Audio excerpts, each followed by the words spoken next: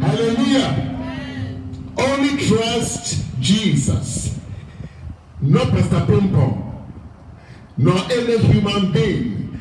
Only trust Jesus Christ, for He is the only one that can save. Amen. It is only Jesus Christ who can what? Save. Amen. Friday afternoon, we were here around 5.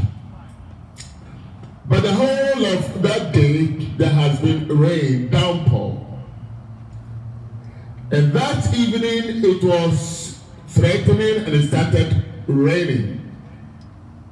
But thank God for the young men and the young ladies who were here busily working. If you could look, our front has been transformed by these young men and young women. They labored hard on Friday, cleaning the place and making the place look so beautiful.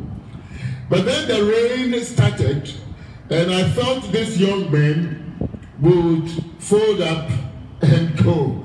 But they said, no, we know our Lord. I almost began feeling like that disciple who came to know Jesus Christ. And when the disciple, they came, they said, well, now we have believed ourselves, not you anymore, but us. They have seen Jesus and they believed him. And these young men did the same thing. They said, hey, Pastor, we have seen enough many times with you when you have crusade in spite of the rain. We have also believed. And so they believed God. And what happened? The Lord pushed the rain from this place all the way back, and we were able to have crusade. Amen. We were able to have crusade. It's very comforting for me, especially as the pastor, because I know then that if I should travel and I'm not here, and there is rain threatening, the members are going to say, rain or no rain, we are going to have service. And that is what the Lord wants us to be. Amen.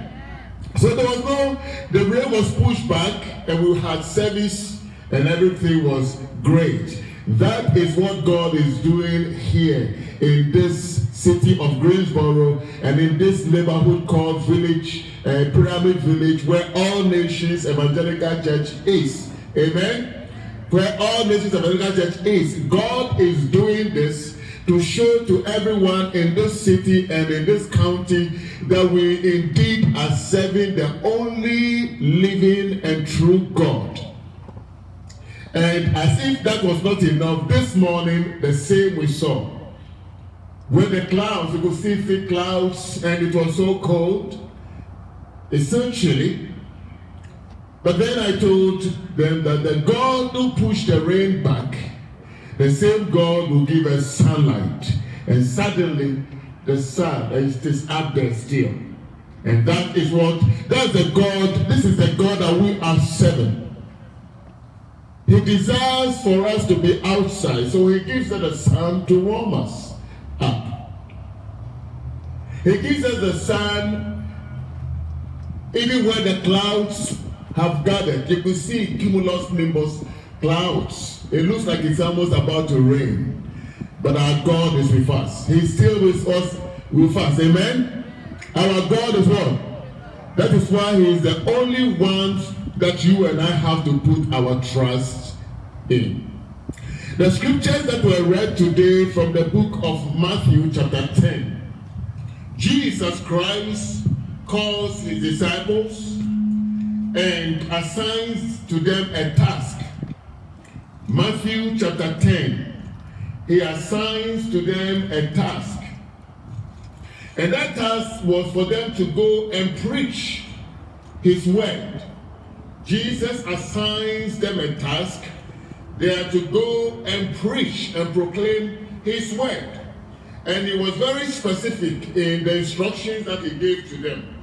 The where they were to go and preach and where they were not to go. And the things that they were to do. It says, and when he had called unto him his disciples, 12 of them, he gave them power against unclean spirits. All Nations Evangelical Church, hear me. and the city of Greensboro, the county of Gilbert, hear me. And the nations of the world, hear me. He said, when God called his disciples, he gave them power against unclean spirits. He gave them power against them to cast out demons and to heal all manner of sicknesses and all manner of diseases. It's a mandate God gave to them. And then we see the names of the disciples listed. But then in verse 5, he said, these 12 Jesus sent forth and commanded them, saying, go not into the way of the Gentiles and into any city of the Samaritans. Enter ye not, but go rather to the lost sheep of the house of Israel. Then they were only instructed to go to preach in Israel, in Jerusalem, to the lost sheep of Israel. They were the only ones who the disciples were instructed to go and preach to. And they were told that when you go, cast out demons, heal the sick, cast out demons, heal all manner of diseases. The Lord gave them an unction and power to go. Does it mean that we Gentiles are excluded? Because here it said that don't go into any of the territories of the Gentiles and of the Samaritans. At that time, that was the instruction. But when Jesus Christ arrived in heaven and the power of the Holy Spirit came upon the disciples, and then there was this persecution that came upon them in Jerusalem, we see in chapter 8 of the book of Acts, the Bible says Philip went into the territories of the Samaritans. He went to Samaria and preached the word of God there. As I preached last week, Sunday, he went to Samaria. So when Jesus hung on the cross and he said, it was finished. And the Bible says that the curtains parted, and now to pave a way for us all to be able to enter into the holies of holies and to bring in together both Jews and Gentiles and Samaritans. So we see Philip went to the territories of the Samaritans to proclaim his word. There were signs and wonders and miracles performed, to the point that a man by name Simon, a sorcerer, offered to buy the Holy Spirit because he saw what was going on. Demons were cast out, and his sorcery, that power of sorcery, that yoke that he had brought upon the Samaritans was broken. So now he wanted to buy the power of the Holy Ghost. We also see that Paul was sent to the Gentiles. So you see, the Gentiles are not excluded, they have not been brought into. The Samaritans have also been brought into. Now I want to bring us to a place for you and I to see that this unction, the power that God gave to the apostles, that power also has been extended to all of us. As Gentiles and Samaritans, that power has been extended unto us. To the extent that you and I, the Lord also commands that we can cast out demons. We will pray for the sick and the what? Recover. We'll pray for the sick and the what? Recover. Demons will be cast out. That unction that was given to the disciples have been given unto us also. We also have that mandate. And that is what Jesus said in the book of Matthew 28. He said, all power in heaven and on earth has been given unto me. We are to go and make disciples. In the book of Mark, the same way, he said, the power will come upon you. In my name, they will cast out demons. In my name, they will drink poison, and it will not kill them. That's what the Lord said. Today, I want to bring to your attention the fact that this unction, this power, is for you and for me. And this instruction is also for you and for me. That we are not to sit on the power of the Spirit that has been given to us. Remember last week, we said the Holy Ghost is not for what? sale. It's not for sale. And the Holy Ghost is not for the rich, nor is it for any special famous person. No. The Holy Ghost is not for the rich. It's not for a famous person alone, as so many of us have been made to think. So when we talk about, we say we are going to travel as far as this place so that we can go and see the power of God. No. It doesn't work that way. If our sister Kamala were here today, she would testify and tell you that it is not true. She's traveled. But she went on a, what do you call it? When you sit on boat, you go to vacation. How do you call that thing? Huh? Yeah, she went on a cruise with one man of God, a very popular one. He's no longer with us. The guy from Bahamas, I've forgotten his name. He went on a cruise with him. The one who died in a plane crash, not too, about 3 or 4 years ago. What's his name? Miles Monroe. Miles Monroe. He went on that cruise with Miles Monroe. At that time was when she was struggling with this, having miscarriages and all that. So perhaps in her mind, Miles Monroe will pray for her and everything will be fine. But then it never worked that way. It never worked that way. So the power of God is not only for what? Famous what? People. It's not. It's for you and for you and for you. It doesn't matter where you are. As long as you have given your life to Christ. As long as you have given your life to Christ and you are walking circumspectly with Him, He's saying that He has given you that power so that you can cast out what? Demons. You can pray for the sick and the what? Recover. Again, the power of the Holy Ghost is not for the famous alone. In fact, it's not for the famous at all. Because it's not to make you famous. The Holy Ghost is not to make you what? Famous. The Holy Spirit is for the lowly, the downtrodden. It's for those who are poor in what? Spirit. Beloved, hear me carefully, hear me well, because, you know, so many of us are behaving like somebody who is living in abject poverty. At the time when he has been told that money has been put in an account for him, but he doesn't seem to believe it. The money has been put in a bank account. All he needed to do was to go there and withdraw it. But just because he has become used to thinking that he had nothing, he refused to go and live in abject poverty. And that's how so many of us Christians are. The Lord has given you and I that unction, that power. But we are sitting on it, thinking that it is perhaps only Pastor Pimpon, or perhaps that is if you think of me that way at all. Hallelujah. No, I have a reason. You know, just recently I was talking about the song, the song, and it's been going through my mind. I said, you know, the song God gave you, you write the song, okay? And familiarity brings what? Contempt. And so you have somebody who, by the grace of God, is writing. But because familiarity brings contempt, whenever that song comes out, instead of you appreciating, you begin to say, oh, you should have done it this way. Or people are not singing it because this and this and this and this and that and that and that and that.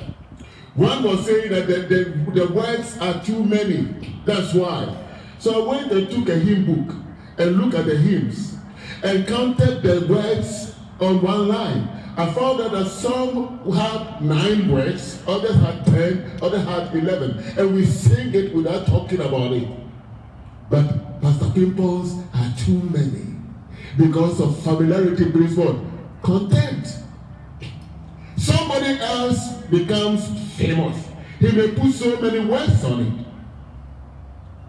But that's how it is. But beloved, but don't let that deter you. It doesn't matter where you are, as long as you are in Christ. As long as you are in Christ and you know that you are walking in lockstep with Him, know that this same anointing that God gave to the apostles, the same anointing God has given to you, the Holy Spirit. There is a man at where Mama Georgia is today. She can attest to that. He was in a wheelchair in a what do you call it, nursing home. Mama Dora and I will go there, preach the word. This man believed. He was prayed for. Today he's no longer in wheelchair. He's driving a car. Can you imagine? He's driving a car. It didn't take a famous man to come and pray for him. It took a nobody like myself to pray for him. So it is not what kind of name you have or you've made. It is the one who lives in you, Christ in you, the hope of what? Glory. The Bible says that we have this power, this unction in an earthen vessel, so that the excellency of the power will be of God and not of what? Us. Why does the Lord want you and I to hear this? He wants us to hear it because perhaps there's a neighbor, your neighbor, who has always been waiting, he has been looking at you and he sees that there is something in you that you can impart. But because you don't believe or you don't know what you have, you walk past that neighbor and this neighbor is just like somebody sitting by the gate of the temple called what? Beautiful. Waiting for somebody to pray for him. Waiting for somebody to pray for him, waiting for somebody to cast out that demon that has been bothering him. Beloved, you have that unction upon your life. That's what the word of God is saying. And Jesus said, when he sent to them, and let's go to the key, because what it is that you should know that you are of more value. You have more what? Value. You may not be famous by the world standard, but you have more value in the sight of who? Of God. God knows what he has deposited in every single one of you. Wherever you are, you have more value. It's not somebody somewhere with 70,000 members in his church. No. It is you. Because you don't have one person following you, but the Lord is saying you have more what? Value. Am I talking to somebody? Is the Holy Spirit of God talking to somebody? You are of more what? Value. Pastor People, how do you know that? Well, let's look at it. Verse 28 of Matthew chapter 10. He said, and fear not them which kill the body, but are not able to kill what? The soul. But rather fear him which is able to destroy both soul and what? Body in hell. Did you hear me? Did you hear what the word of God is saying? It says, don't fear man. Too many of us profess to have the Holy Spirit, but still we live in abject fear. We fear bee. We fear yellow jacket. We fear snake. It's okay too. But Jesus said, you will crush it on the head and it will bite your what? Your leg. Is that right? But we have power over the snake and we have power over everything. I met a man just this past week who told me about a snake that he has seen. He said the snake is a moccasin. And when he said moccasin, I became interested in it because I go to collect golf balls and I have to wade through the pond. And moccasins live mostly around waters. So I wanted to see this moccasin. So I told him, can we go so I can see? He said, yeah. So I saw it yesterday. It's coiled over there. And I believe it's alive. And it's there today. Let's go. So we walked. But we got there. He said, it is that over there. I couldn't see the thing. He said, that is it. I said, can we cross and go? So I went closer. As I drew closer, I saw this small snake about this long from here to here, maybe 8 inches. small snake. And I used my golf club to pull it out. That thing was already dead. The man said he was going home. He was going on his way to go and bring the truck from his house so he can kill it with the. Hallelujah! You see, that is the kind of fear that so many of us have. A tiny snake. You want to go and get your articulator. Listen, the power that God has given to you is big. Hello? Is what? Big. You and I don't have to flee, run away from tiny fly. Hey, it's a fly. And I love my beloved sisters, the young, our women in the Lord. We thank God for you. But please don't be running away from fly. That fly will not kill you. Amen. If you run away from fly, you'll be running away from spirits. Amen. You saw that young man who was coming by last week, back through. All that he was trying to do was give offering. First he came, he gave the offering for food, put it down. He went and searched and searched and searched. He said, so he saw a pillow with a sickle on it, and then something put on top. That's his offering and bringing it unto the Lord.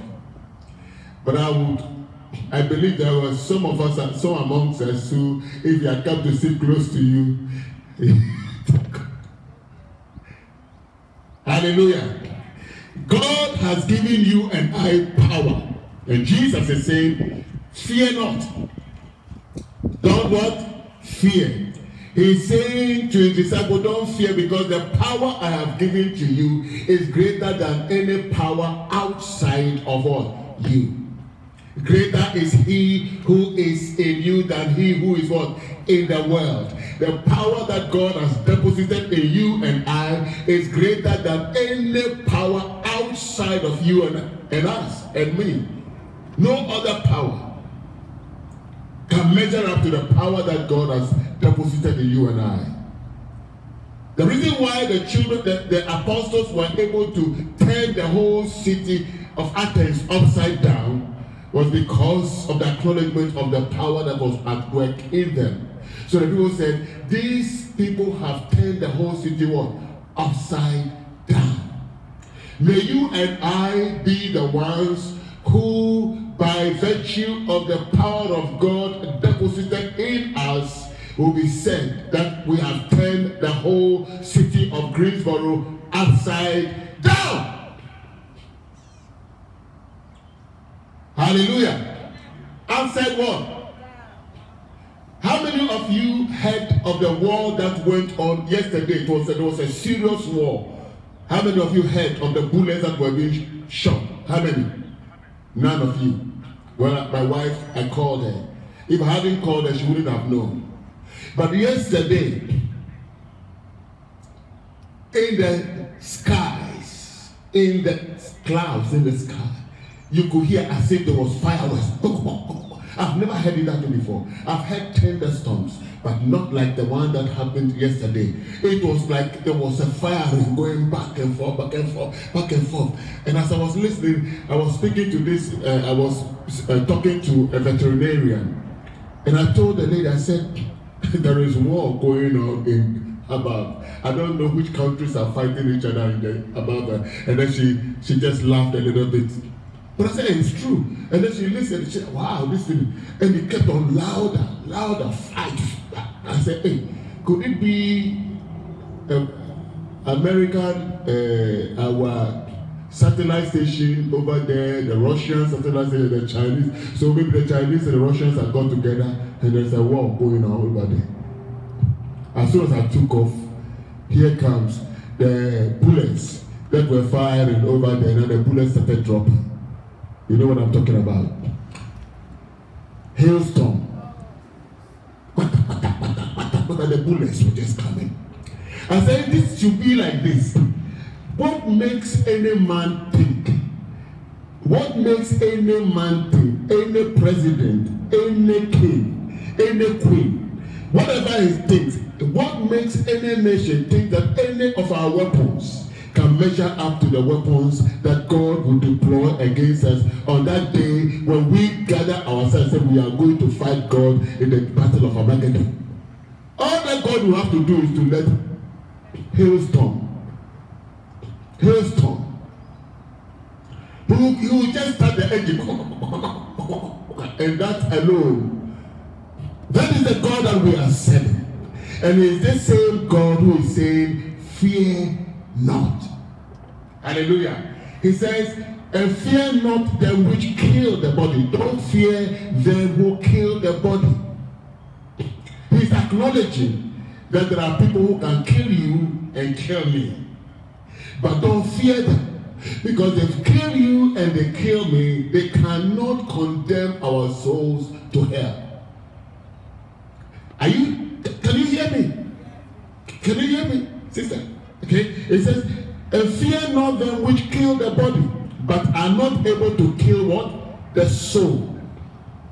The God who has given you and I power says he is the only one who is able to kill the soul. God is the only one who is able to kill what? The soul.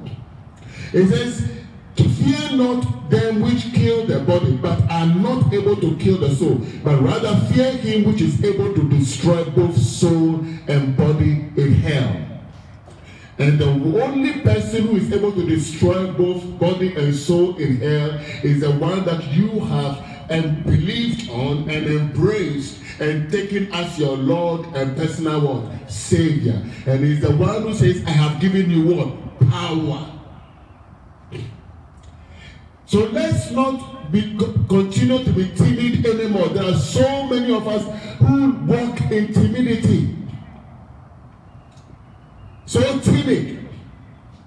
I heard of a research that was gave yesterday, that they've conducted research and they found out that everyone who contracted the COVID-19 and recovered has built immunity that will last forever. That's what the research is saying. And so they are asking that, so what is the CDC doing about this?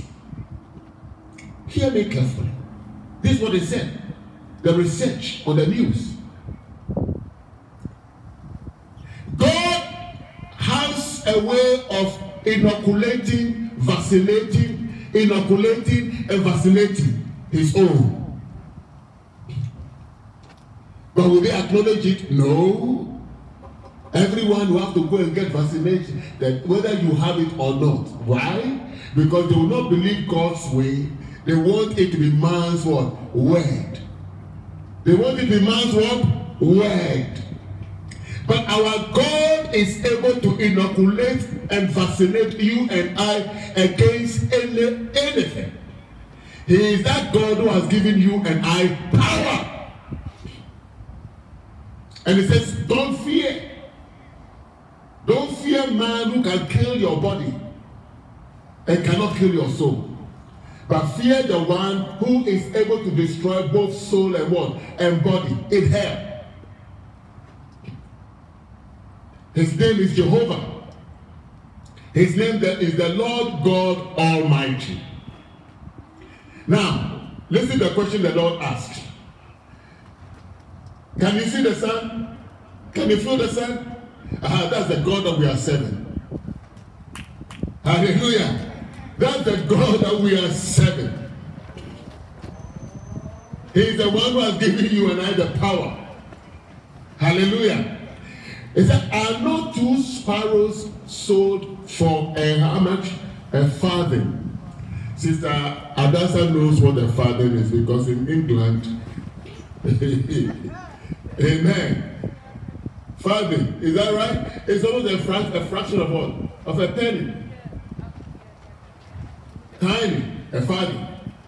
And they said 2 sparrows are sold for a farthing. 2 sparrows. 2 sparrows. A farthing. And it says, if something is being sold 2 for a farthing, that thing is worthless. It means it is just of worth to those who can't afford anything. And Jesus is using that as an illustration. He says, it may be worthless to a human being, but to God, that worthless sparrow that can be bought 2 for a farthing, not a single one of it will fall without God's mind. It means that God cares. God is saying, I care for the sparrow. The sparrow is also of worth to me. And not a single sparrow will fall without me knowing it. And he continues. But the very hairs of your head are all what? Numbered. Even the hair. Jesus is trying to let us know. His first, he said, don't fear. He said, I have given you a power, the unction. I want you to go and make disciples. I want you to go and preach. I want you to do this. I want you to cast out demons. I want you to heal the sick. And when you go, know that you are going into the midst of wolves. Human beings called wolves. They will seek to devour you. But don't fear them. Oh my, do we have many wolves amongst us today? Yes. In our world, we have wolves. Yes. They devour nations. They drop bombs upon humans, killing them mercilessly. This goes on in our world today. Wolves. Wolves. Wolves are merciless. And God says he has sent us into the midst of what? Wolves. But don't fear those who will kill your flesh and yet cannot kill your what? Soul. He said, 2 sparrows are sold for a farthing in a market, but not one drops without your Father's knowledge. Then he goes on to say, the very hair on your head is what? Numbered. Brother, please can you pull the hood off? You see he's hiding that thing. He said, even the hair on your head is numbered. Hallelujah. If the hair on Brother Tony's head is numbered, how much more that of yours? Hallelujah. Can you see the hair on his head?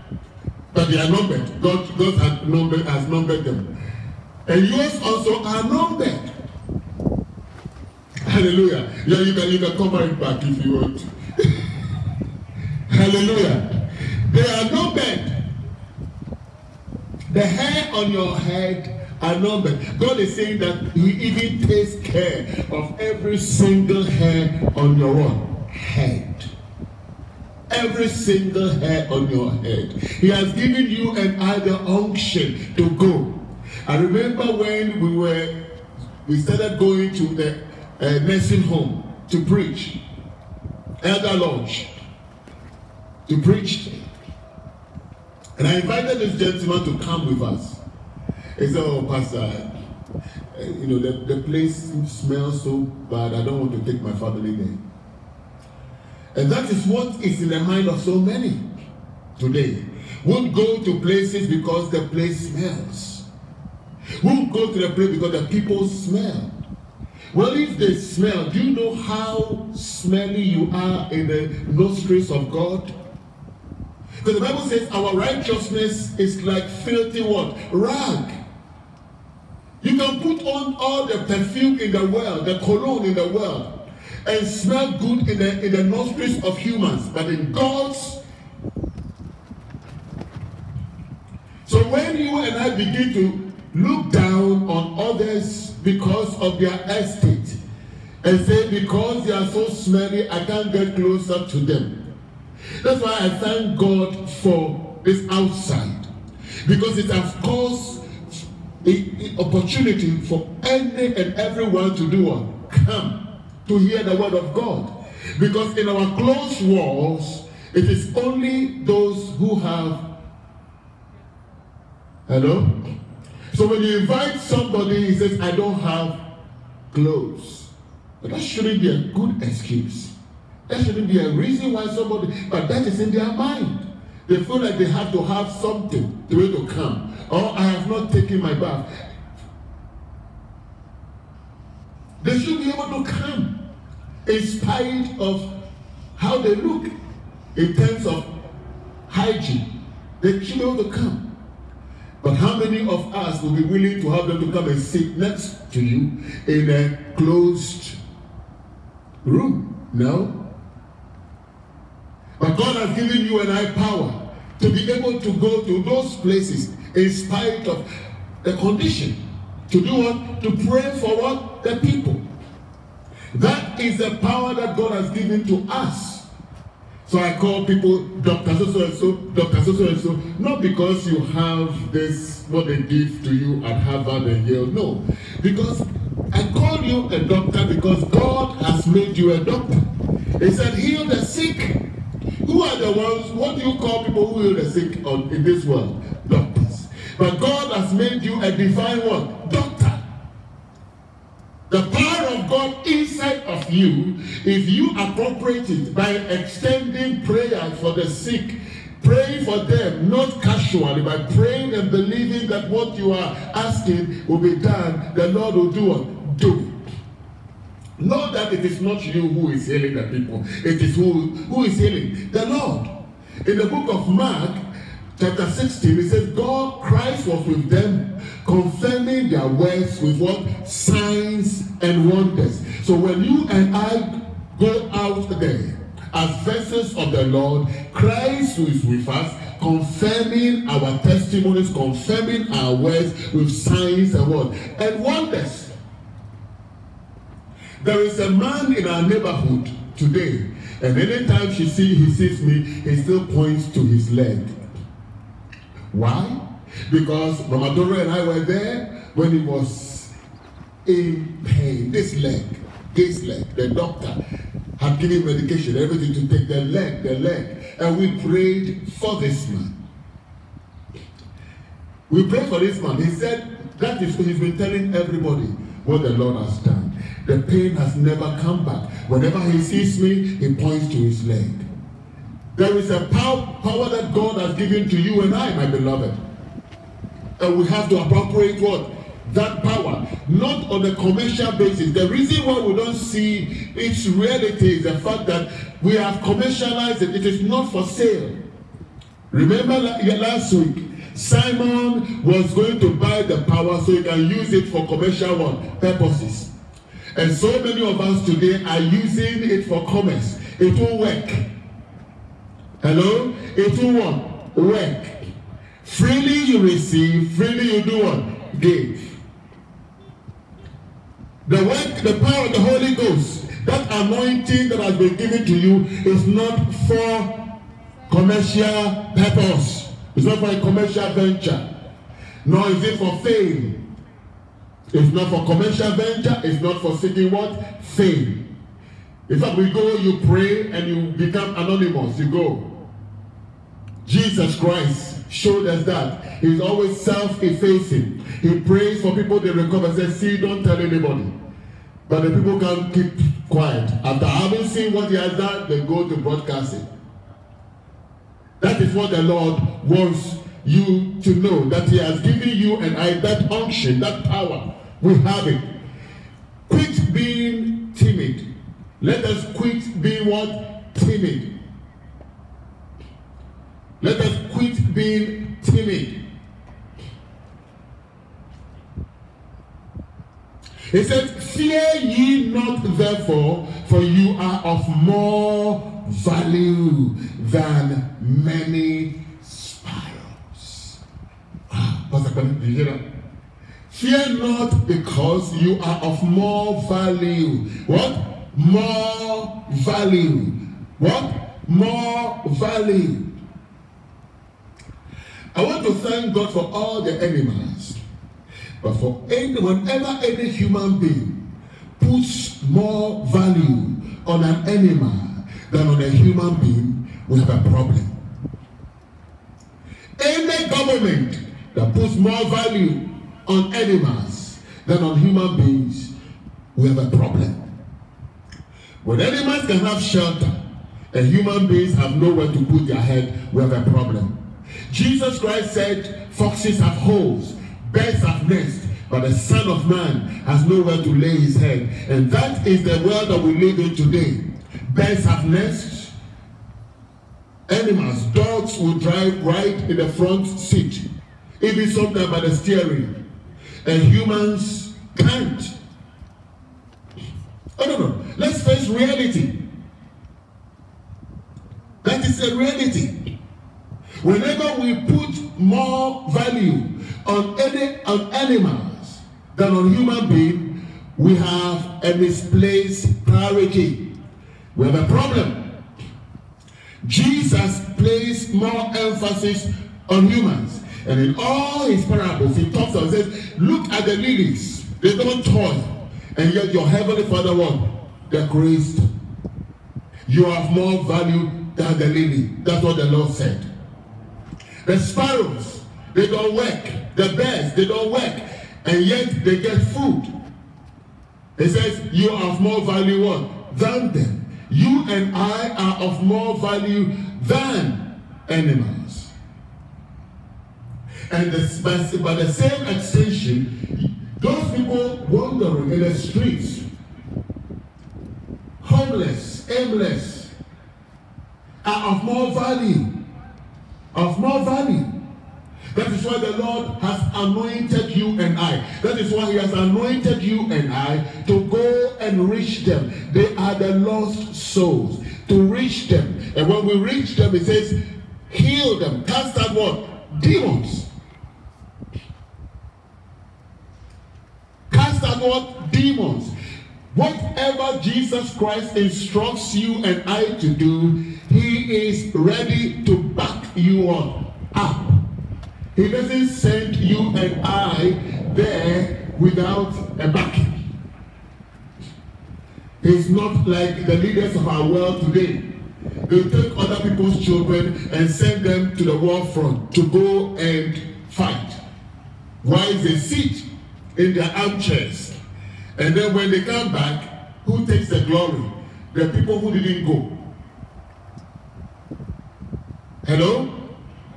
Other people's children come with amputated legs, eyes blinded, nose torn apart, so disfigured. And who claims the glory? The people who didn't go, and the people even who are not willing to send their own children. But thank God for Jesus. He goes with you and I. He backs you up.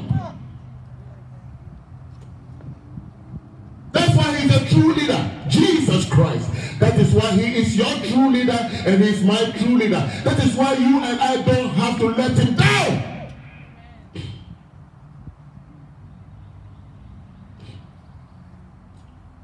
He has given us that unction, that power. My beloved, he's given you. You and him. You have more value. You are of more value. You may not have $500 in the bank, your bank account. No, that is too much. You may not even have $1. That's maybe too much. You may not even have 1 penny. They require $250 to open an account, so the bank. So by virtue of the fact that you don't have an account, that means that you don't have. And even if you go to open a bank account today with $250, you turn around and go and withdraw it because you need that money. You need that money.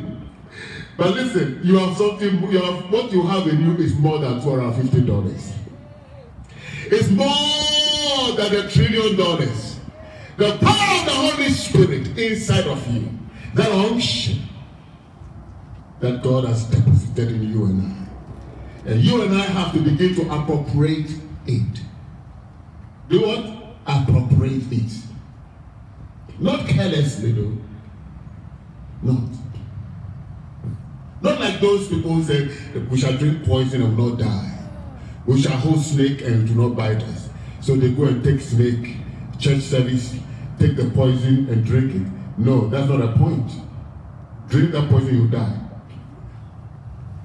He said, if somebody poisons you, if you mistakenly, he said, you shall handle, like Paul, when they were shipwrecked, And they brought this firewood. They were going to make firewood, and they took it. There was a viper that wrapped around him. He didn't intentionally go and take the viper to prove a point. No, the viper wrapped around him. And they shook it off. People watched him, waiting for him to die. He didn't die. Suddenly they wanted to worship Paul. No. Paul said, don't worship me. It is God who did that. That is what will cause the people of the world to know that you and I are walking with the only true one, God. The only true God. You and I. And we will be known as those who have turned the whole world upside down. When we walk circumspectly. Circumspectly. The power of God, the Holy Spirit of God, is more valuable. It's of more worth than all the monies in the banks of the world put together. The Holy Spirit is of more worth than any of those. And it is not for the famous, it is not for the rich, it is not for the powerful. 1 Corinthians, it says, look amongst you, how many rich, how many powerful, how many wise, but God has chosen the non-entities of this world. He has chosen what? The non-entities. The non-entities He has chosen and has deposited in us His power to confound the wise. That is what God has done. That is why it requires humility. It requires what? Humility. It requires contrition, brokenness, for God to use any one of us. God doesn't use the arrogant and the ego. No, He uses the egomaniac. He uses the broken, the contrite, the downtrodden. Because He knows that after that they will come and say, Lord, thank you, for I am on what? Worthy. They seek no fame. They seek no personal gratification. They seek no personal aggrandizement. All that they do is to give glory to who? God. The God who caused the sun to appear. The God who pushed back the rain. They pushed back the rain, push it back so we could have crusade. God who uses the broken, the contrite, the people who don't want to make a name for themselves. The people who were talking about Pastor Pimple's song, the songs that the Lord gives, they said, but are you making money off it? That I just making money. So the first thing that comes into the mind of people is, how much money am I making? How about how many souls are being what? Touched? How many souls are being touched? Not the money. The money God will supply. The song is not for fame. It's for ministration. Hallelujah. It's for a blessing to bring somebody out of the doldrums. Hence, every word is Bible word based. Not something of my own fancy, but something that the Holy Spirit of God directs me to. His word, so people can have His word. But Pastor People, the words are too many. So I think the hymn book, as I counted, 1, 2, 3. I took Mama Dora count. 1, 2, 3. She counted 10. She had another one, 9. I said, even mine sometimes the most will be 7 words. 7 words on a line is too many. So it causes our mouth to become full with words. And yet the hymns. Hello? Hello? Familiarity brings what? Contempt. But listen, God has given you that power, that anointing, that unction. Mama Georgia, I was watching you. The lady sent me a picture where you were just dancing when you were listening to the song. I said, wow.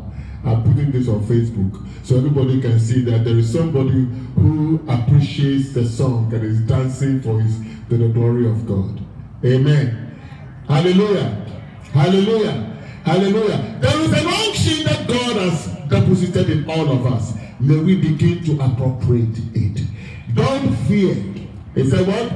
Don't what? Fear man who can kill you but cannot kill your soul. Don't fear any man. No matter what his position is in life. No matter what his title is. Don't fear. Don't fear him.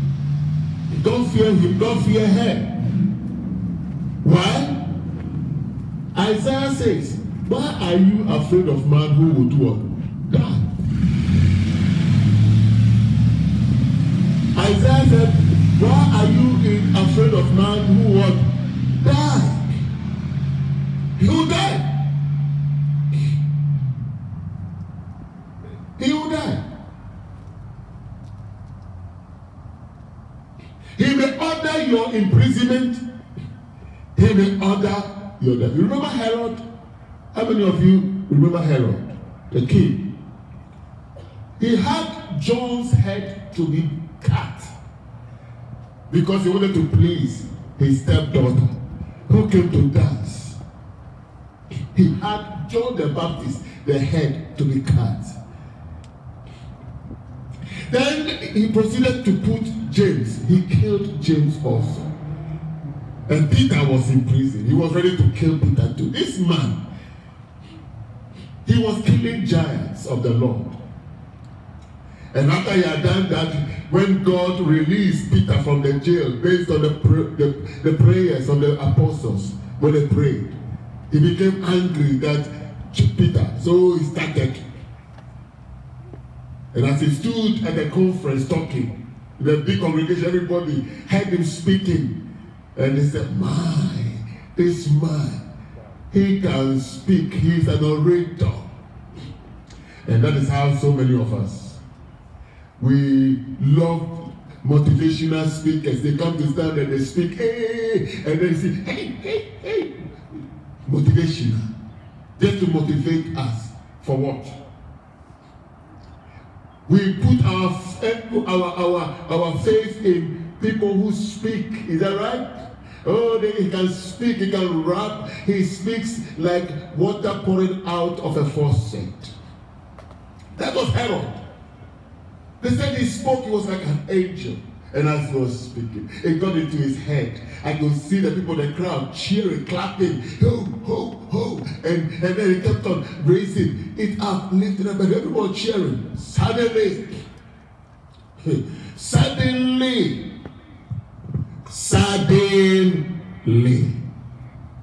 where the worms came from, nobody knows. This man who was alive, standing there, he was not sick. They watched this man being eaten up by what? Worms! Pride. He killed James. He killed John the Baptist because he thought he had what? Power to instill fear in the apostles. But the apostles didn't fear him. They prayed. He was about to kill Peter, who he had locked up in jail. Worms ate him. Nebuchadnezzar, the same, threw the people into Shadrach, Meshach, and Abednego into the burning fire. They didn't die. He did so much that God showed him that, look, there is somebody who is a superpower than you. I can make you, put you in prison, but the prison that I'll put you in, you will not like it. God's prison, he had him to go on a vacation. He became an animal in the street, eating grass just like anybody else. That is the God that we serve. And when he came back, he had to confess. Belshazzar took that which belongs to God and drank from it and gave it to his concubines to drink. Suddenly he saw on the wall many tekel uphasi. His legs started shaking. And the Bible said he died. Don't fear man. Mama, don't do what? Don't fear man. Don't fear man who can kill the flesh, but cannot kill what? The soul. Don't fear man that can kill the flesh. Don't fear man that can kill the flesh, but cannot kill what? The soul. But fear him who can destroy both soul and flesh in hell. Can you hear me, those of you on YouTube? Can you hear me, those of you on Facebook? Don't fear man, but fear the living God. He is the only one. He is the only one who can confine your body and your soul in a place called hell. It's only God. He's the only one. And so fear him, put your trust in him, put your faith in him, put your trust in him, put your faith in him, put your trust in him, put your faith in him, put your trust in him, put your faith in him, put your trust in him, put your faith in him, put your trust in him, and put your what? Faith in him. And let me conclude by reading this one, verse 32. Whosoever therefore shall confess me before men, him will I confess also before my Father which is in heaven. It is my prayer that every one of us, that Jesus Christ will find it so a great pride to confess you and I before his Father in heaven.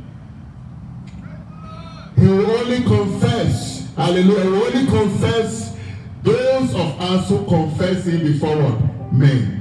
And may you and I confess him before men and women. He has not left us alone. He says, when you do that, he will back you up. Casting out demons and healing what? The sick. Casting out demons and what? Healing the sick. He will back you and I up. Confirming our words with signs and wonders. But you and I have to know him. You and I have to feed ourselves with his word. Know his word. Know his word. But verbatim, know his word. Let this word sink deep into your soul and into your spirit. Know his word. Whosoever confesses me before men, God says, I will confess you before. Jesus said, I will confess you before my Father. And I pray that every one of us here, the Lord Jesus Christ will take great pride in confessing us before his Father. Telling his Father, look, you see Pastor Bennett over there. He's witnessing to somebody, telling him about me. Father, that person is suffering from some kind of sickness and needs to be healed.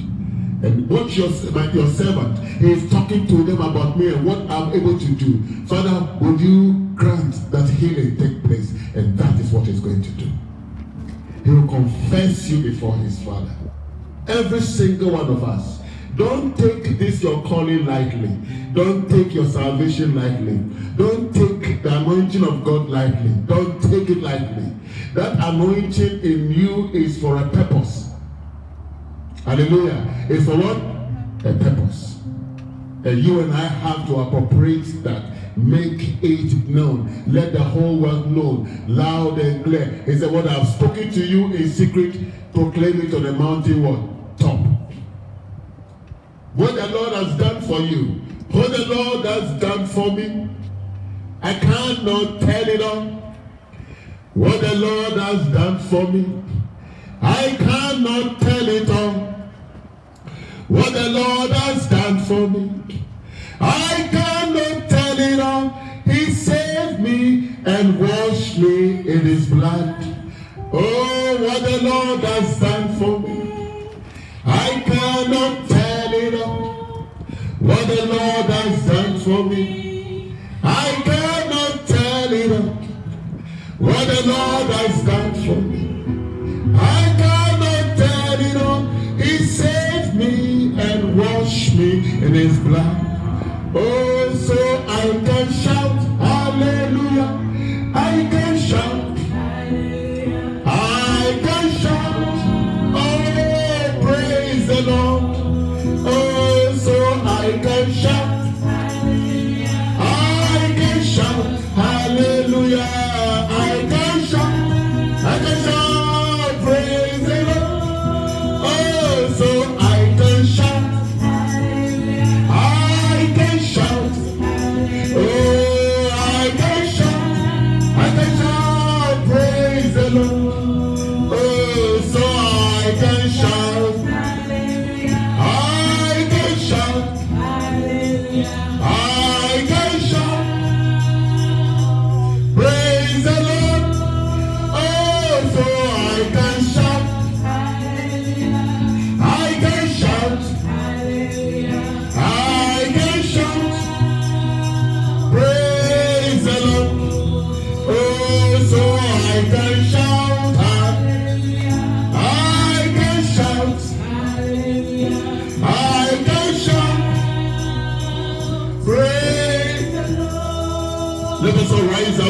you are and whatever condition you find yourself, in whichever area you find yourself sick, there might be a spirit disturbing you and troubling you. It might have driven you away from your home. It is a spirit. And Jesus Christ has power over that spirit to cast it out and to set you free. That sickness that is paralyzing you, Jesus Christ has power over it. His blood heals all sicknesses. So wherever your sickness is, lay your hands on it tonight, this afternoon. We're going to pray. Jesus Christ is a great physician. You may be watching by way of YouTube, by way of Facebook. It applies to you. Whatever your condition is, look to Jesus Christ. He is a healer. Lay your hands wherever you are being bothered and believe the Lord Jesus Christ. Heavenly Father, I thank you for your word. For you have given us the unction over every kind of spirit and every kind of sickness. And some people have laid their hands on those areas that they are suffering from. May you, Jesus Christ, by extension, move upon them and grant them healing and grant them deliverance even now. Every spirit that has taken hold of many, Lord, in Jesus' name we command us not to leave. In Jesus Christ's name, Father, we command the spirit to leave. Every demonic power, in the name of Jesus, leave. Let go, let go, let go, let go, let go. Let go of that soul. In Jesus Christ's name. Thou foul spirit, thou foul spirit, thou foul spirit, thou foul tormenting spirit, thou foul tormenting spirit, thou foul tormenting spirit, in the name of Jesus, loose your hold. Loose your hold and come out. Loose your hold and come out in Jesus Christ's name. Thou foul spirit of sickness, the blood of Jesus Christ prevails against you even now. The blood of Jesus that was shed at Calvary, by which we are healed, prevails against you. No matter what you think you are, thou foul spirit of infirmity, of sickness, Jesus commands you to loose, and to let go. Be healed in Jesus Christ's name. Be healed in Jesus Christ's name. Be healed in Jesus Christ's name. You are far off and you are near. You are in your car and wherever you are. Jesus wants you to receive your healing. So receive your healing even now. In the name of Jesus Christ. Father, thank you for hearing me. Father, thank you for hearing me. Father, thank you for hearing me. In the name of Jesus Christ. I pray with thanksgiving. Now say this with me. Lord Jesus Christ, I thank you for your word that is true. I thank you for the power of your Holy Spirit, who is able to transform and make me whole. Today, I surrender my all to you. Receive me unto yourself. Forgive and cleanse me with the blood that was shed on Calvary for my soul. Make me whole today, for I am yours and yours alone. From today forward, I declare that you are my Savior, you are my Lord, and I will serve you with all my heart, with all my soul, with all my spirit. Thank you for hearing me and for saving me. Come and be the Lord of my life. In Jesus Christ's name, I have prayed with thanksgiving. Amen. Amen. Amen. The Lord is good. The Lord is good. The Lord is good. Oh, hallelujah. Hallelujah. I have my liberty. I have my liberty. I have my liberty. Now my chains are broken. Now Jesus has set me free. I have my liberty. Now I have my liberty. Liberty. I have my liberty. I have my liberty. Now my chains are broken down. Jesus has set me free. I have my liberty. That's a confession. Now you have your liberty. Jesus has set you free. Jesus has healed your body. Rejoice in him. Hallelujah. Rejoice in him. He has healed your body. He has set you free. Amen. You have your liberty. Amen.